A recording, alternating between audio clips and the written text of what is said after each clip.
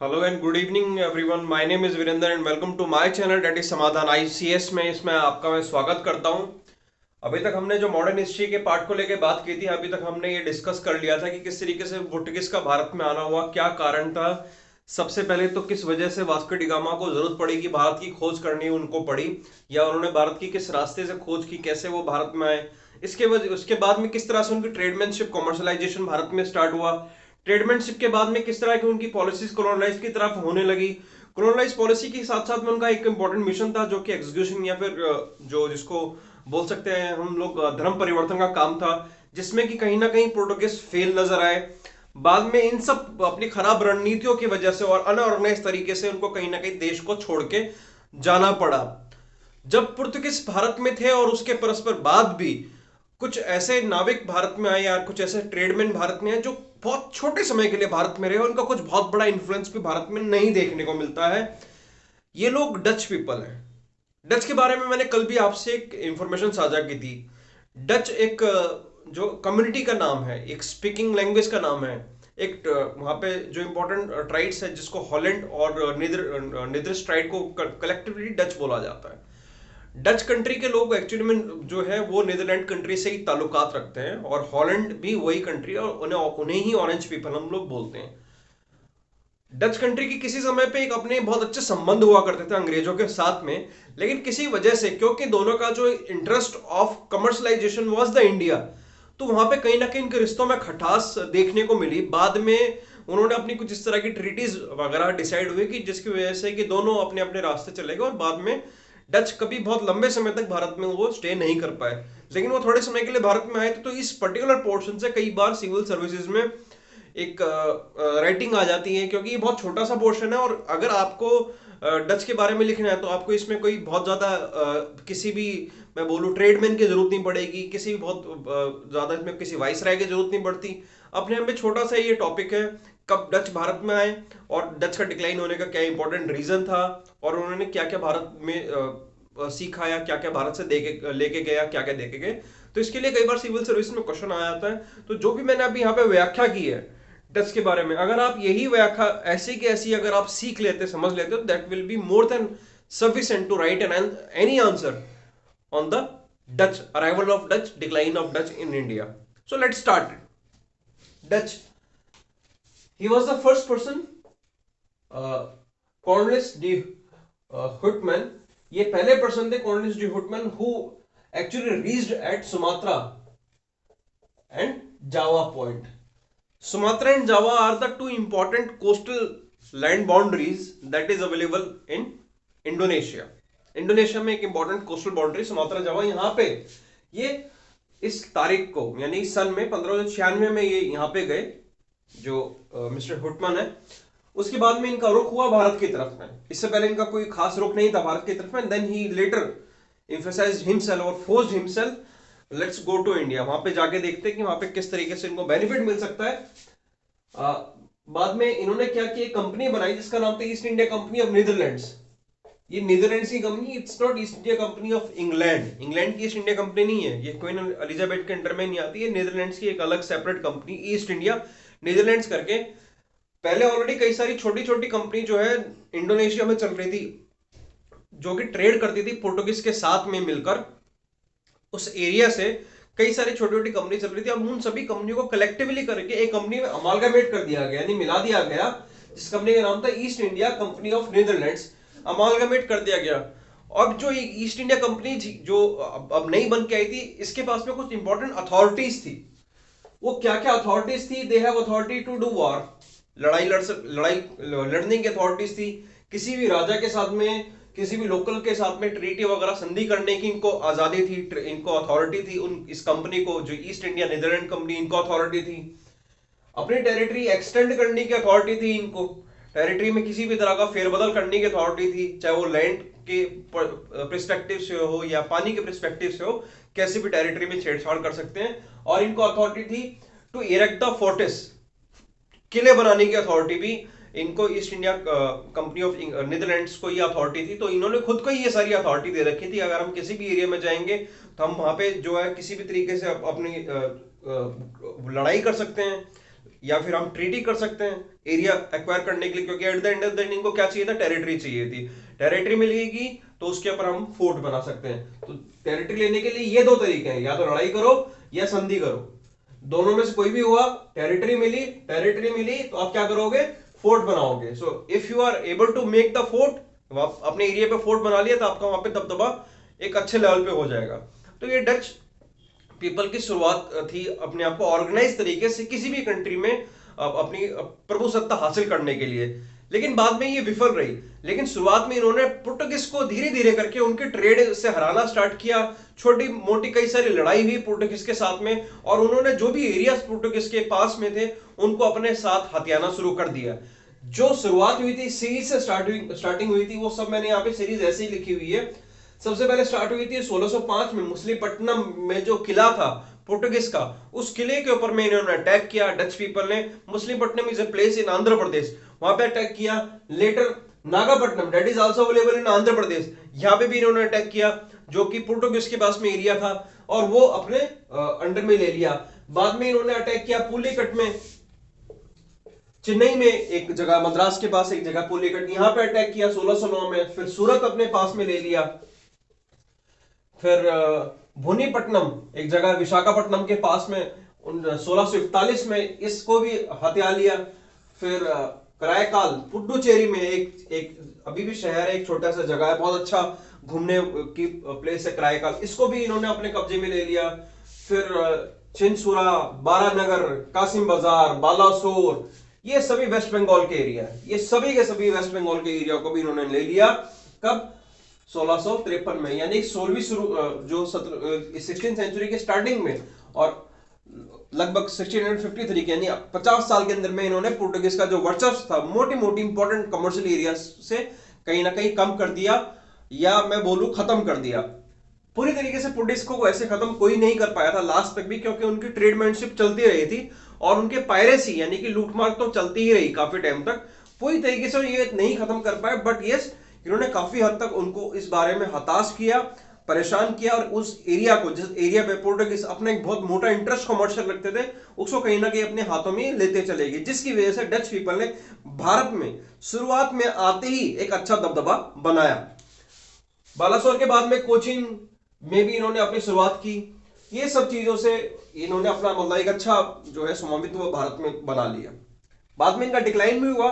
Decline से पहले देख लेते हैं इन्होंने किस किस क्रॉप्स में या किस किस प्रोडक्ट्स में इन्होंने ट्रेड किया इंडिया में। इंडिगो की इन्होंने जबरदस्त तरीके से ट्रेडिंग इंडिया से स्टार्ट की। कहां से स्टार्ट की, यमुना वैली। यमुना वैली यानी कि दिल्ली का और उत्तर प्रदेश उत्तराखंड के आसपास का इस एरिया से इन्होंने जबरदस्त ट्रेड किया। यहाँ पे नील की खेती हुई और इनका उनसे बहुत मुनाफा हुआ डच पीपल का।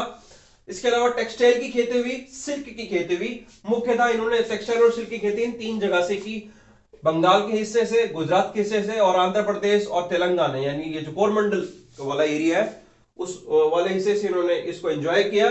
टेक्सटाइल और सिल्क की खेती, यहाँ पे कपास वगैरह की यहाँ से खेती की। कपास मुख्यतः इस जगह पे ही होती है, आपको पता हो, कॉटन की खेती काली मिट्टी में होती है।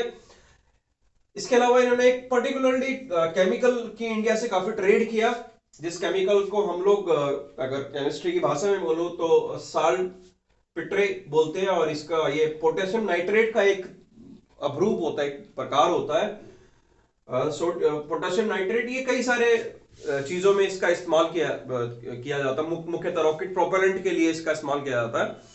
और उस समय हवाई जहाज पानी के जहाज चलाने में इसको ईंधन की तरह इस्तेमाल किया जाता था इसका। तो इसका भी इन्होंने काफी जो है इंडिया से ट्रेड किया। बिहार मुख्यतः इनका एक इंपॉर्टेंट गढ़ था इसके लिए। अफीम की खेती की और चावल की, दोनों की खेती इन्होंने भारत से की। और गंगा के जो तटीय इलाका है, पूरा गंगा का तटीय इलाका है, जिसमें उत्तर प्रदेश मुख्य टेरिटरी और मध्य प्रदेश का उत्तरी इलाका जो है वो भी काफी इंपॉर्टेंट एरिया रहा, जहां से इन्होंने ये गंगा प्लेन के आसपास से ओपियम और राइस की भी अच्छी मात्रा पे खेती की। ये सब चीजें चल रही थी, इन्होंने इन सब चीजों की खेती की, यहाँ पे इन्होंने राज किया, और धीरे धीरे करते पुर्तगाल को अपने वर्चस्व से हिलाने में कामयाब रहे।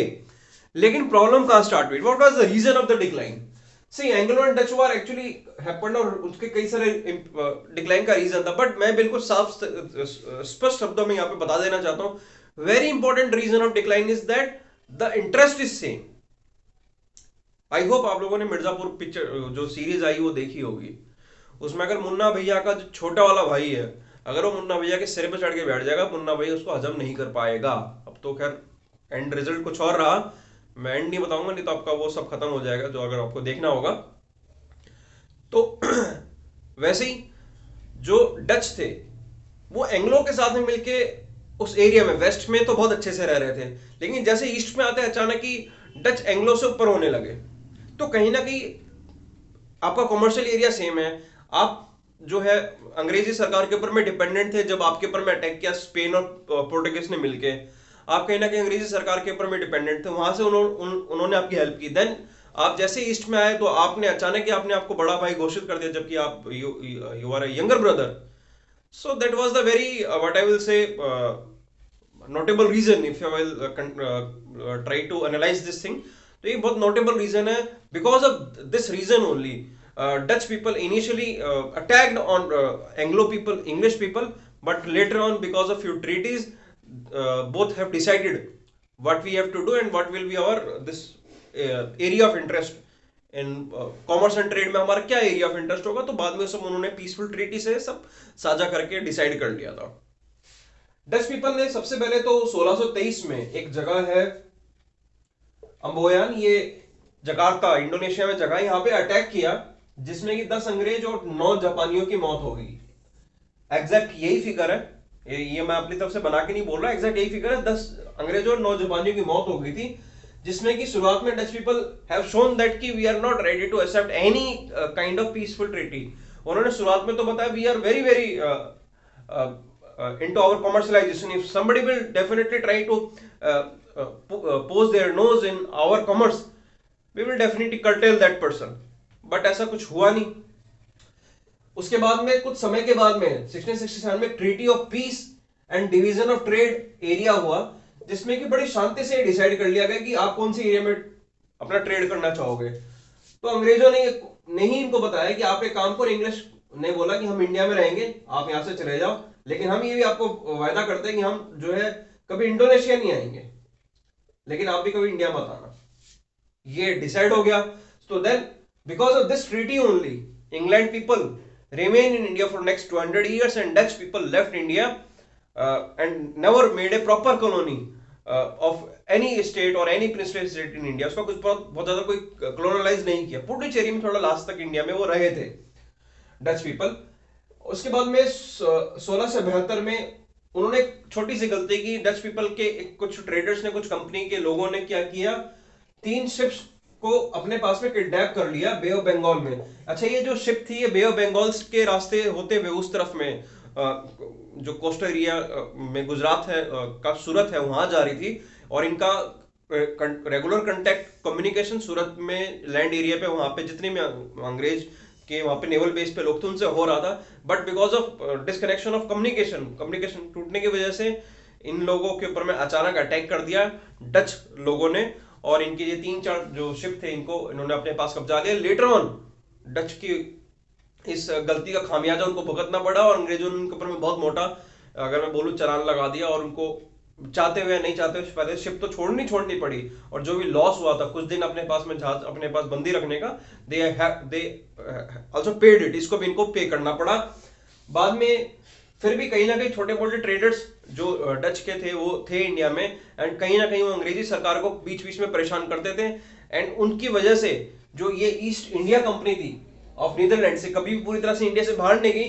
लास्ट में इंडिया के से एग्जिट इसकी कभी आफ्टर बैटल ऑफ हुगली नवंबर 1759 में लड़ाई लड़ी गई डच और एंग्लो के बीच में, in which Dutch definitely lost the battle. इसके बाद में जो ईस्ट इंडिया नीदरलैंड से इंडिया से पूरी तरीके से बर्खास्त हो गई, चली गई, and they never came back and they remained in Indonesia for very longer period of time. And very important reason for decline of Dutch was that the only motive of Dutch was to profit making, and they remained in Indonesia. In order to make the profit, they remained in Indonesia. They never been very what I will say excited to make any country as a colony, or to surprisingly giving some kind of surprising visit to that locals. ऐसा उनका कोई motive नहीं था। Only motive was to earn the profit, and they did that, but from Indonesia, never from India. Initially from India, but not after this battle of Hooghly के बाद में, जब वो पूरी तरह से east India of Netherlands went from India, then they never came back. So this was about the Dutch people. They came to India but never gained a huge amount from India, and rest everything goes into the Indonesia. After that, I will start a new era of English traders in India. How they came to India, what were their policies, what were their policy initially which they failed into that, and later how they created regulating act in India. After regulating act, how the series of charter act came to India. After series of charter act, how the series of India Council Act came to India. Then how n number of what I will say reforms they tried to made in India, like Montego Chelmsford reform, Morley Minto reforms, such kind of reform that is being created by the English people. Later on, with the help of Irish, they tried to make a constitution in India, but initially they were failed, and finally after World War II they were forced from India and they went back to England. So we will discuss whole history of English people, but in next lectures. Thank you so much. This was Virender in front of you.